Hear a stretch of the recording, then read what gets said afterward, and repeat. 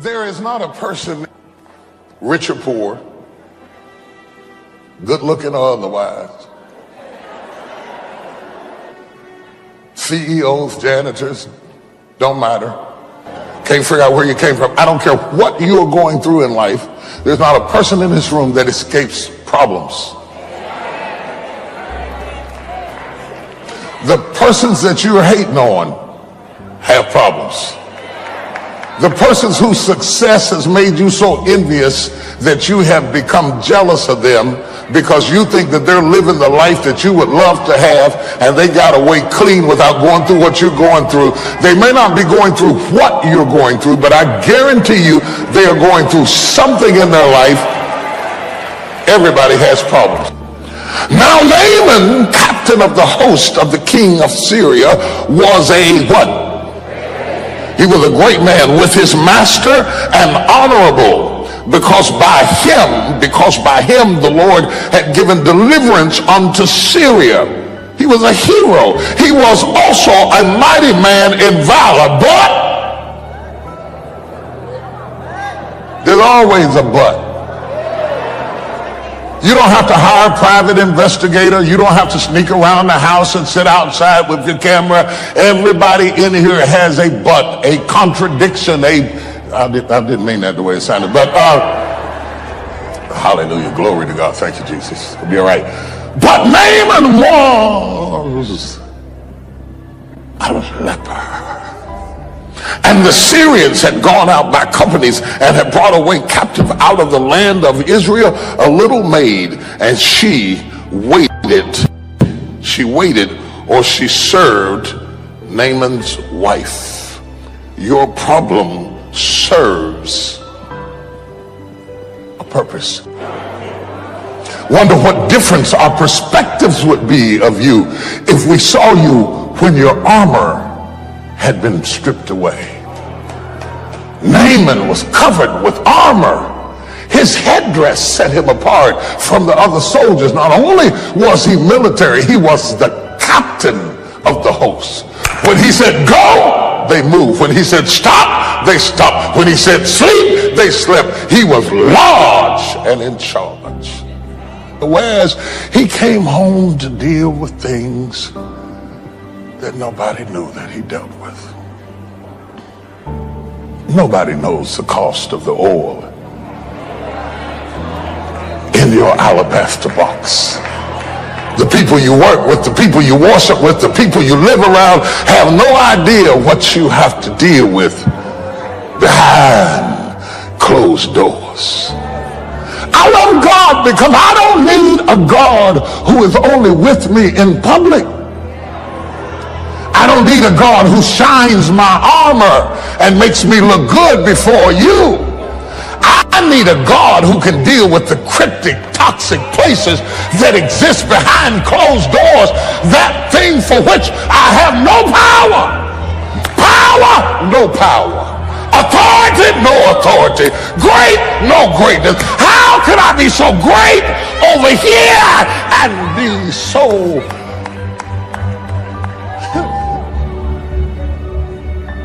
afflicted?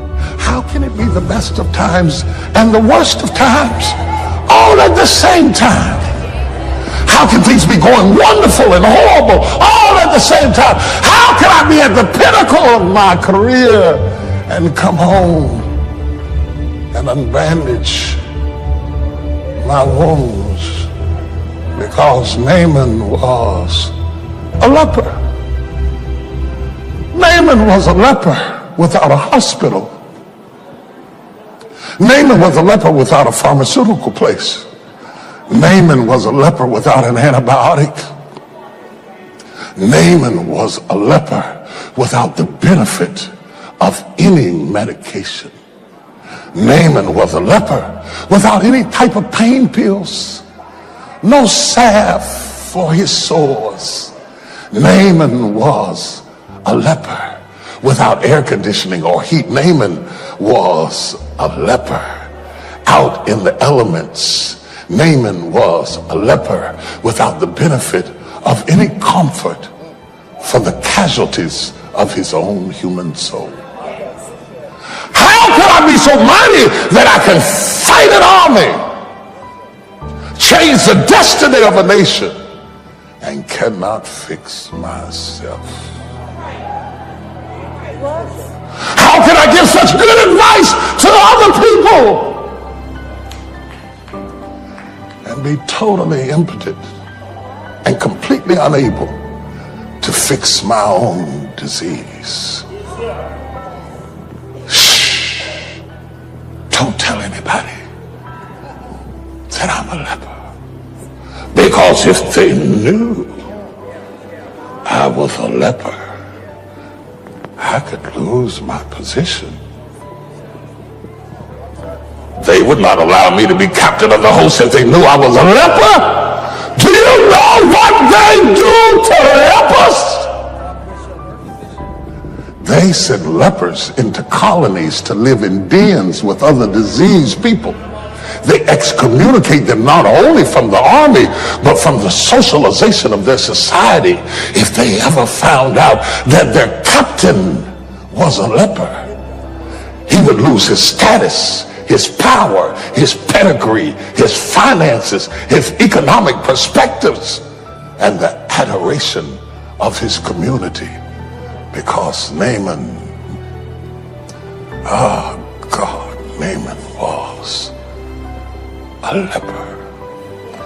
He had destroyed the power of Israel over Syria. His sword alone had brought. Can you imagine how the Syrians adored him? He had liberated them. Naaman was the Dr. King of his generation. Naaman was the Nelson Mandela of South Africa. Naaman was a mighty man. If they'd have made pictures, he'd have been on church fans. Naaman was a mighty man of valor. But Naaman was a leper. I think the leprosy is a distraction. As horrible as the leprosy is a distraction from the stress of having it. If it were not enough to have leprosy, can you imagine the stress of hiding it? If it were not enough to have a disease that ate through your muscle tissue until your muscles rotted on your bones and fingers failed while you were moving, that pales in comparison to the pressure it took to hide something that stinks. Naaman was a leper. If he could keep the oozing from oozing out from under his armor, how could he control the smell of rotting flesh while he was walking? So far, by the grace of God, Naaman had survived the nostrils of his comrades, the visibility of his friends, the suspicion of his leadership, and only when he got home at night did he reveal to anyone that beneath my shiny armor and beneath my brass boots, when I take it all off, I am as vulnerable as the people I lead. Naaman was a leper. He didn't mind taking his armor off when he got home, because the only person who saw it was a maid. The little Israelite maid I picked up when I was fighting against the king of Israel. I took her captive. Josephus, a historian, suggests that it was the captivity of this very maid that brought about the curse. That taking her hostage had made God so angry that he had afflicted him. As Naaman undressed, he didn't mind if the little maid saw, because who was she anyway? She had no money. She had no power. She had no status. She had no prestige. She had no recognition. She had no country. She was serving in a country that was not hers. She was an immigrant, if you please, and a slave to boot, and a woman on top of that. She couldn't be any lower. For in Naaman's society, to be a woman, you were never an equal in the first place. And to be an Israelite woman away from your country, who was? Sure, you can see my leprosy, because who are you? Never did he understand that in spite of society's view of who you are, when God has blessed you with a gift, you are blessed anyhow. I'm wondering, are there any people in this room that know you are blessed anyhow? You might not be able to see it right now. It may not show in my job. It may not show in my status. It might not show in how you see me. But in her own way, the little maid had more power than Naaman. You see, Naaman had become great because of what he did. But the little maid was great because of who she knew.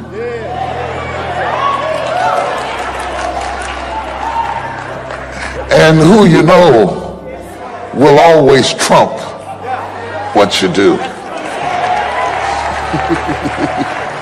She knew somebody that could bring about a change. But watch this little maid. This little maid preaches this morning. She preaches because this little maid had every right to be bitter.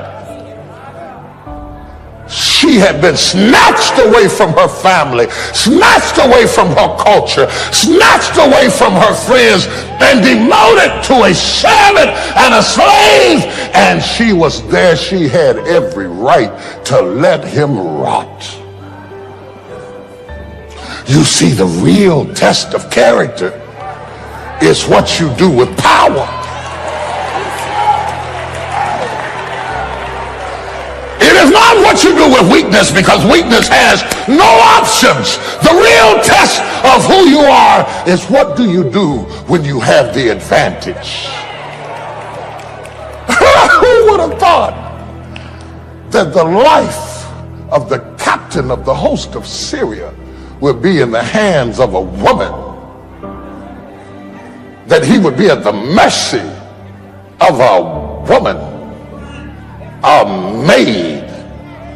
What the Bible says, a little maid. She wasn't even significant amongst the maids. She wasn't even the head of the maids. She was a little maid, away from her country, away from her culture, away from her language. She was little on the outside, but she was big on the inside. I'm talking to somebody, I don't even know who it is. And God had allowed Naaman to take captive the very one who had the cure to his crisis. Excuse me, I'll be back in a minute. I'm trying to look around because this text teaches me that the answer is somewhere in my house. The cure to the crisis in my life is somewhere within my arm's reach. I don't have to reach outside of what is near me. That God will use something in my reach to deliver. And God will use something, even if it's the jawbone of an ass, he'll let the ass die at the right place so it'll be ready when I'm in the fight.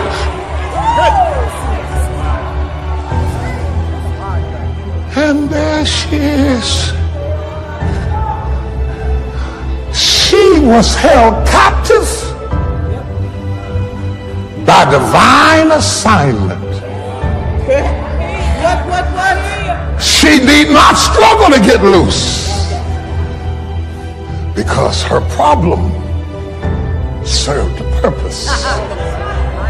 She was not economically empowered. She was demoted from all status. She had no recognition. She wasn't even esteemed amongst the base. She was a little maid, but her problem served a purpose. They thought they had snatched her against her will. And maybe it was against her will, but not against God's, because God had a purpose in her problem. Order my steps in your word, dear Lord, teach me to. We say that until the steps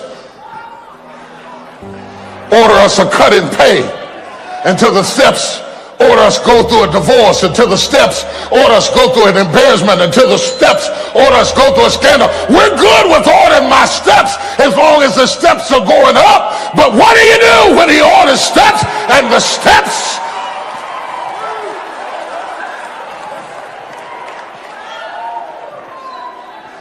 Is he just your God in the good times? Or is he your God when you are captive in a situation that you cannot correct? Naaman and the woman were in the similar positions because she was in a place that she couldn't get out of. And so was he. Trouble makes strange bedfellows. It brings together people who would never be together otherwise. The commonality between the woman and Naaman is that they are both held captive by something. And she would look at him, no doubt, and think in herself, if I could only be like you, I could get control of my life. Eat what I want to eat, sleep when I want to sleep, wear what I want to wear. Little did she know as he undressed that evening that he looked at the subtle flesh she wore and thought, if I could only be like you.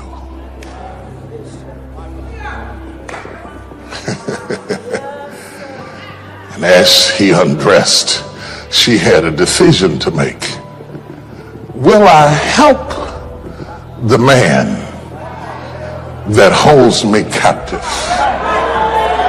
And I don't know who I'm talking to this morning, but that is the decision that we all have to make at some time or another. Will I help the one who holds me captive, or will I simply sit back and keep quiet and let him die? If the wrong maid had been held captive, Naaman would have died. If a vengeful, spiteful, evil, angry woman had been held captive, she would have withheld what she could do. But the problem with holding back on what you could do is that when you hold back on what you could do, God holds back on what he can do. Because you are no more deserving of the blessing you seek than the blessing you withhold from the person you hate. And until you learn to be merciful, you'll never be mighty. I don't know whether you should have come to church this morning or not. It might have been a bad decision, because your greatest test might be how you handle the person you hate.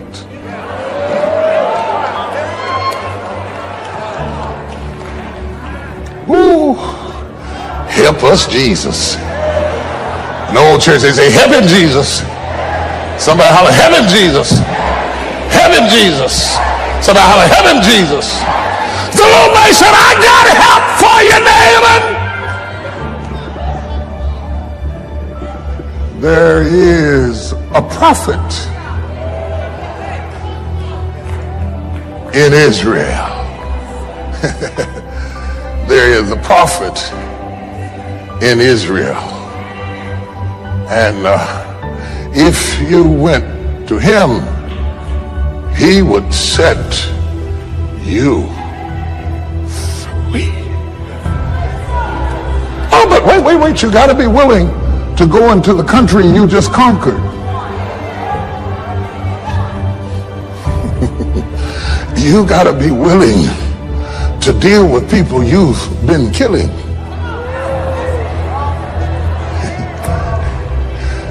So glad you didn't kill all of them, because one of them has the cure to your crisis. The real test for you, Naaman, is how bad do you want it? Do you want it bad enough to leave the comfort of Syria? Do you want it bad enough to leave the opulence of the palace, the recognition of your peers, and leave where you are loved and work where you are hated? Would you go to Israel to get well? So Naaman says,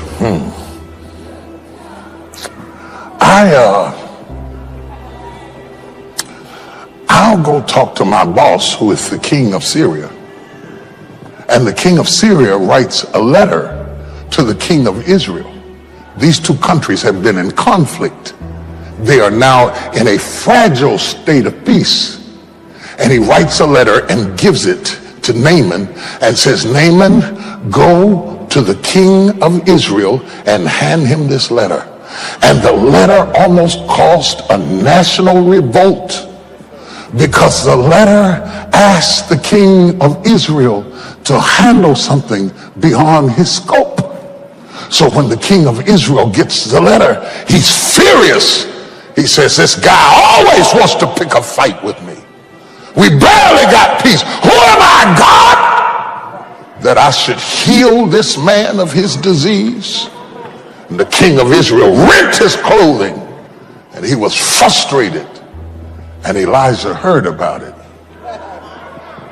and said to the king of Israel, don't worry, I got this. What Naaman seeks is not found in the prestige of palatial borders. There's a constant message that God keeps trying to teach Naaman, that your healing is in your humility. I'll do it for you if you can humble yourself. I'll do it for you if you'll take the advice of the maid you captured. I'll do it for you if you'll go down to a country that you think is beneath you. I'll do it for you. And here Naaman keeps trying to go up while God is trying to take him down. Naaman keeps trying to go see kings and princes, and God has put healings amongst prophets and maids. The way out may not be in the direction you thought. There you are in a palace that cannot heal you, wearing clothes that cannot fix you, driving cars that will not solve the problem. And the truth of the matter is, God put your deliverance in a place that you would have to humble yourself to be willing to come. God didn't promise to heal you in your neighborhood or set you free by people who share your culture. You may have to be willing to cross some lines to get what you need. But the question remains, how bad do you want it? When I looked at it like this, I began to realize that the leprosy is not an attack of Satan. It is a sovereign maneuver of God to bring the soldier into a sovereign place of destiny. And it was good that he was afflicted. For had he not been afflicted, he would have never found the door to what God wanted to do. And the door was humility. And humility only works when the mighty stoop to it. I will dismiss the tugging in my spirit to talk about the woman who was caught in the act of adultery. And Jesus only heals her when he stoops. I will resist the temptation to talk about Jesus. Jesus himself is God stooping.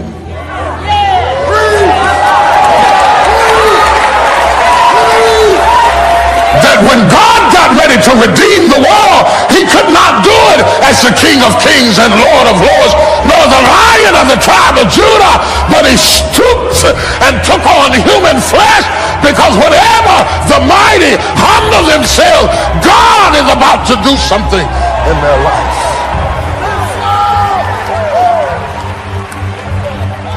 Maybe God has used this problem to humble Naaman into a place of submission. And how do you teach a soldier to submit? The captain of the host is used to giving orders, not taking orders. But now, because of this disease, he is having to listen, not just to the king of Syria, but to a little maid. Because there are some problems, young man, that will bring you down to your knees. If your daughter gets sick enough, I know you don't want to be over here with these hand clapping, foot stomping, jumping, jerking people, but if something you love gets sick enough, you'll go wherever. Some of you would have never been here if circumstances had not brought you to a place of such utter need and hunger that you decided to get up out of the bed and say, I'm going down to the potter's. Because I heard there's a prophet. Oh, somebody better grab me. I feel the anointing of God.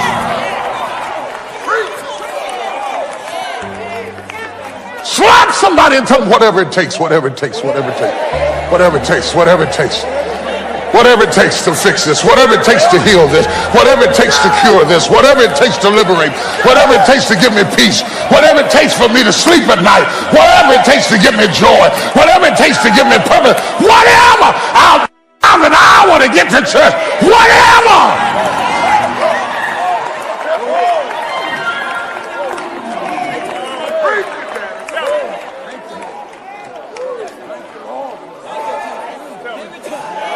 I don't know, but I got a feeling something's going to happen in this place this morning. I said, I got a feeling something's going to happen in here this morning. I got a feeling something's going to happen in here this morning.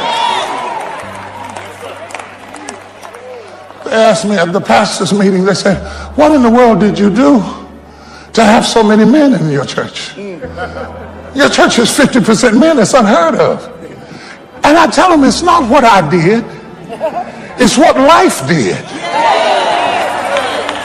Because life will make you get up out of the bed on Sunday morning and pull your britches on and say, no, you ain't going without me. I'm going to the house of the Lord. Life will bring you from North Dallas to South Dallas to get a word from the Lord. Life will make white folks worship with black folks and brown folks and red folks. Whatever. Life will make the judge sit down beside the criminal and say, just as I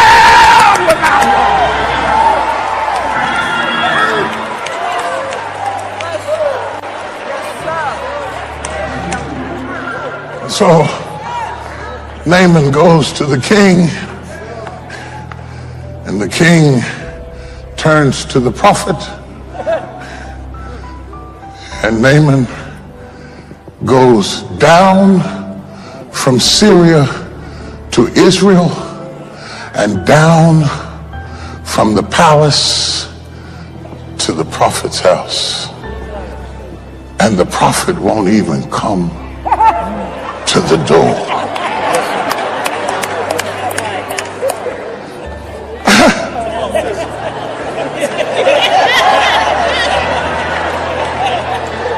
Does he not know who I am? People wait for years to get to see me. and I'm at the door, and he won't even come. Do you not know I just left your president? And you little jack-leg country preacher won't even. You mean I can't get an appointment with a prophet in Israel?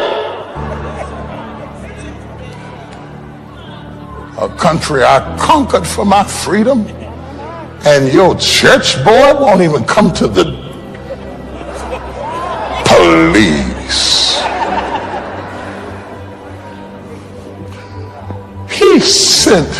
Elijah sent his servant. Now you mean I got to go down from Syria to Israel, and down from the president of Israel to the prophet, and down from the prophet to the servant?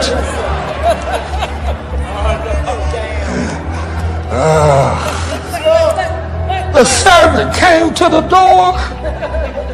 Brother BB, he told Naaman, the mighty man of valor, the captain of the host, to go down to the rivers of Israel and dip in the filthy waters of Israel to get his healing. I came to tell you that if you go down low enough, oh, you don't hear what I'm saying to you. If you're willing to go down low enough, God will heal that issue in your life.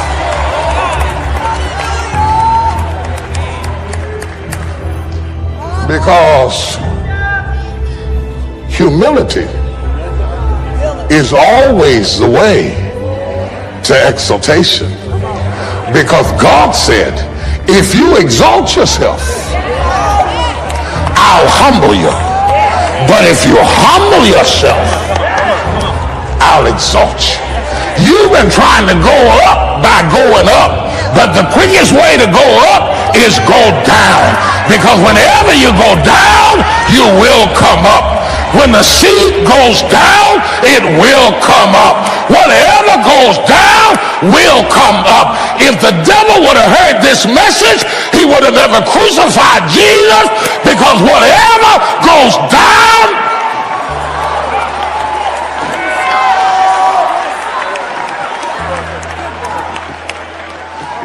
so man, they told Naaman. Naaman is down across the tracks in the other neighborhood. And he went to the other neighborhood, and the servant of the prophet came out and told him to go with all of your armor and all of your prestige and all of your titles and all of your trophies and go dip in the filthy waters of Israel. What is God trying to wash out of Naaman? Is the leprosy on the outside only a reflection of what's eating him on the inside? Whatever God is trying to get out of Naaman, he hadn't gone quite low enough to get it. And I know he hadn't gone quite low enough, because when they told him to go dip in the dirty waters of Israel, he said, forget it. And would have walked away, except for one of his servants.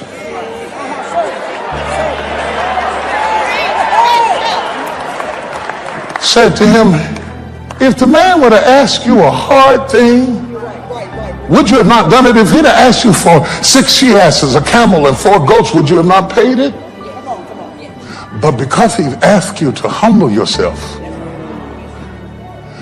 your pride is standing in the way of your destiny.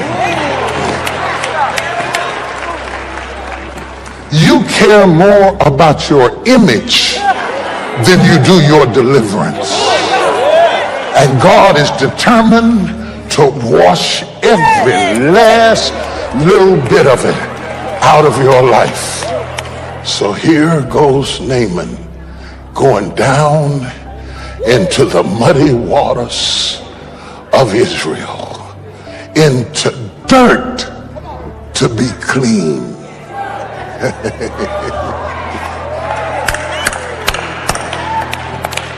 He went into filth to be righteous. He went into degradation to get elevation. He humbled himself and became obedient. He humbled himself and became obedient. Where did that come? Oh, that's not Naaman, that's Jesus. Jesus humbled himself and became obedient. Naaman humbled himself and became obedient.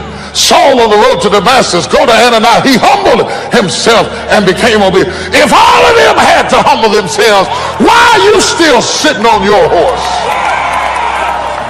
How could I be so blessed and have such a private problem? God said, your problem serves a purpose. And if you can just trust me,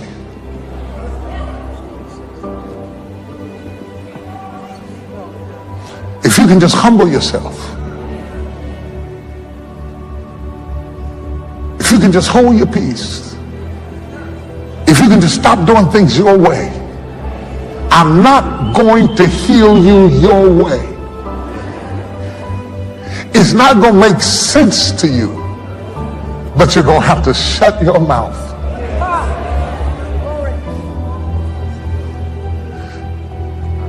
You're going to have to look weak in order to win. You're going to have to think things and not say them in order to win. You're going to have to dip in dirty water, but I swear I'm going to bring you out. I am using that situation that you dread the most in your life to move you to the place that I had prepared for you. I didn't let overtime work. I didn't let the people help you who normally helped you. I didn't let you get the job for a reason. I mean dip. Because pride is screaming, go back home. Pride is screaming, just do like you normally do. React the way you normally react.